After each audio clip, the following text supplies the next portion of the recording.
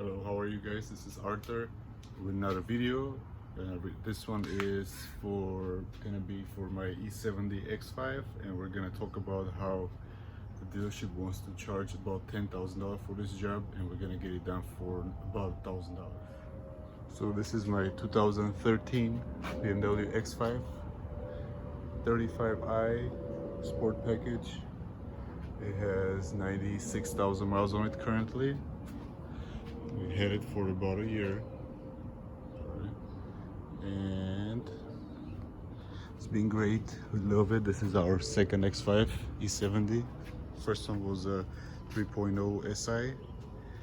We had it for about 5 years, and this one we got it with 69,000 miles last year. And so last time I took it to the dealership for recall on the airbag, they told me that my oil pan had started to sip some oil, which I knew about it already since my last oil change I did, but I wanted to gather up some of the parts and get it done next time. So for the oil pan, dealership quoted me $4,800 to replace the oil pan gasket plus taxes, and then they also said that I need some new truss bushings in the front, which are these, and for those, there's two, to replace these. They wanted $1,000, and then I know that these cars tend to have failing water pumps pretty often, and this one being all original one, I decided to replace it anyway ahead of time before it fails. And for that job, usually dealership charges about $2,000 with parts or so. And then I also did tune-up and the belt and the hoses. What else did I do? And also gonna get some new seals on these Vanoses, solenoids, and the cam sensors, since it's another source where they start leaking. This car didn't have any leaks other than the oil pan gasket starting to seep slightly, so I wanted to make sure I get everything done before it starts getting ugly.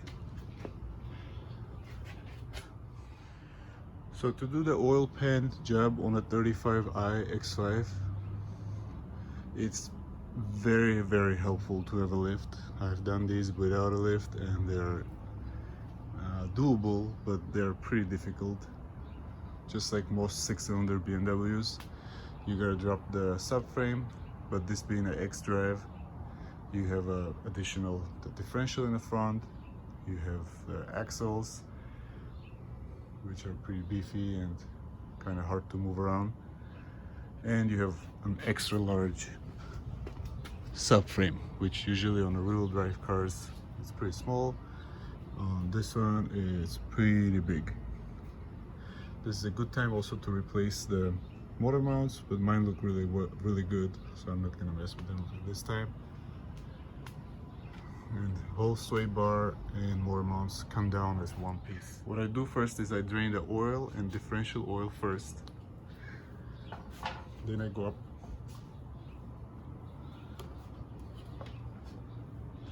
on top.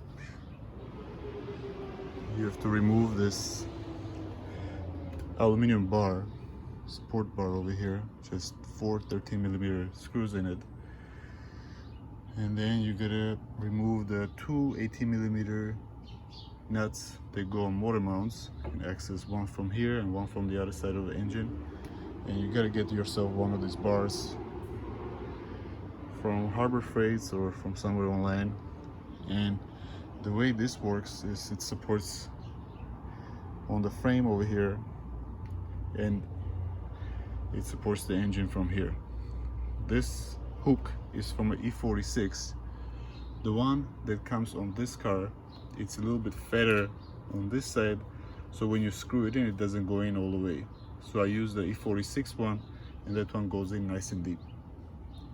And then also I use spacers here from a ball joint kit on both sides, because if you don't, this is too close and you might damage your fender.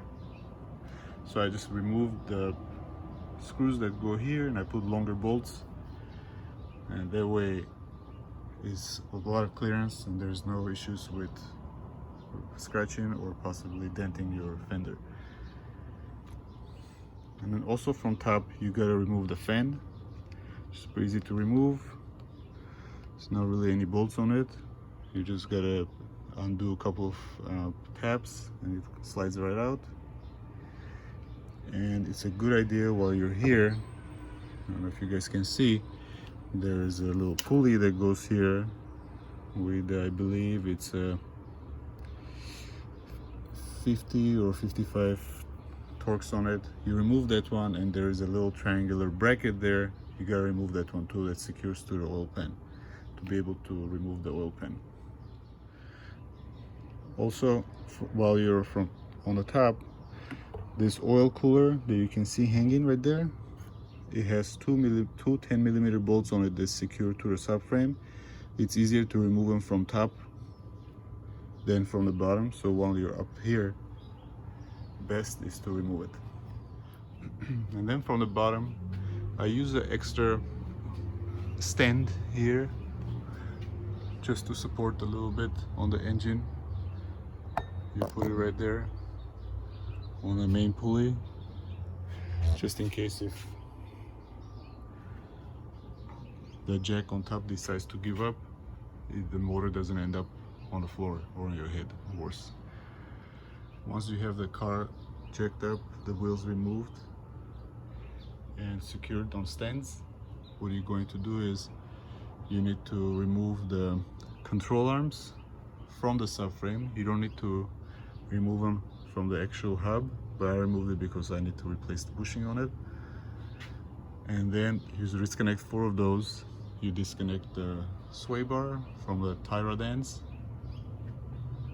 You remove the bolts for the steering rack. Unhook the steering rack from the steering shaft. Then from this side, from the back, you gotta do is you have to disconnect the drive shaft to the front diff. It's 4 E12s, I believe, and you can zip tie it up here so it won't be hanging. This power steering line has about 4 10mm bolts that you gotta undo. One that goes here. Let's see what else. And there's a couple around the subframe. If you follow it, you'll see it's 4 10mm bolts. The whole subframe itself is held by 6 21mm bolts, I believe, or 22, 21, I think. And once you remove those, the whole subframe pretty much slides out. It's kind of big and a little heavy, so if you're doing it on the floor, it's kind of difficult to move it around. But if you have a jack and you have one of these jacks, one of the bridge jacks, it makes it a lot easier because you just lower it on it and slide it back and it's all out of the way. Next step, you have to remove the differential, which is about 4 18mm bolts. You have to remove, it's 4 around the differential. They're pretty tight. You gotta take those off. You have to take the power steering pump off. 4 nuts on that, 4 E12s screws. And then you have to push out the axles on both sides a little bit, loosen them up, and have someone pull on the wheel out from here so you can release this axle from the differential.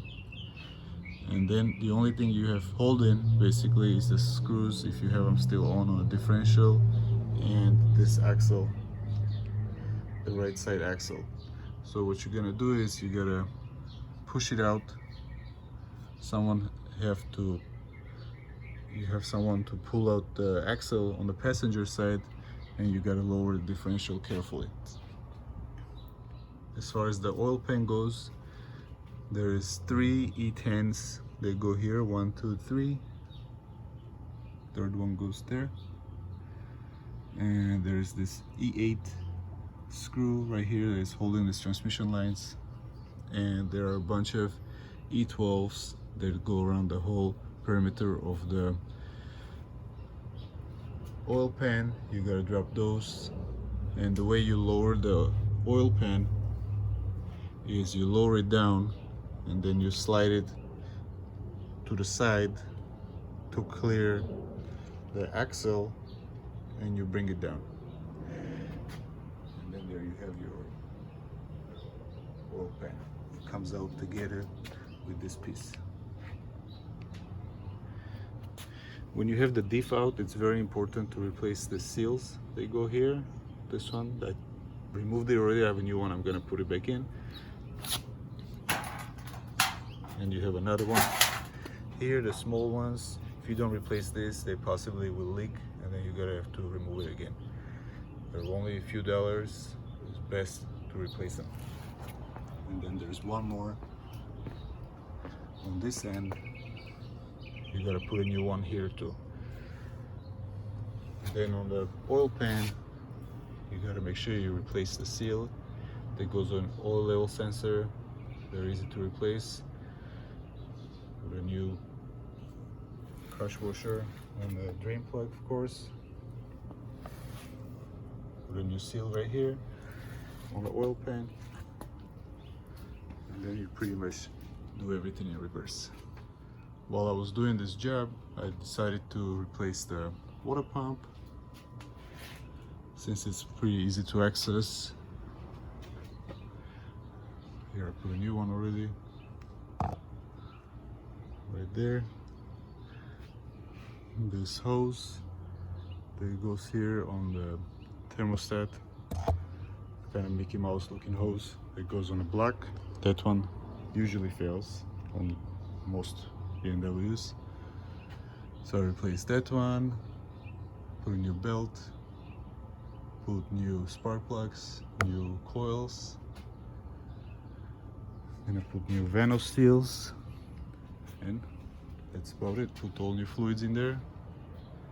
And next step for this car will be probably in about a few months. I'll do transmission service, rear diff service, and transfer case fluid replacement, and they should make it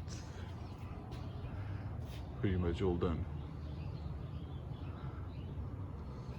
Thank you for watching. Please subscribe and like.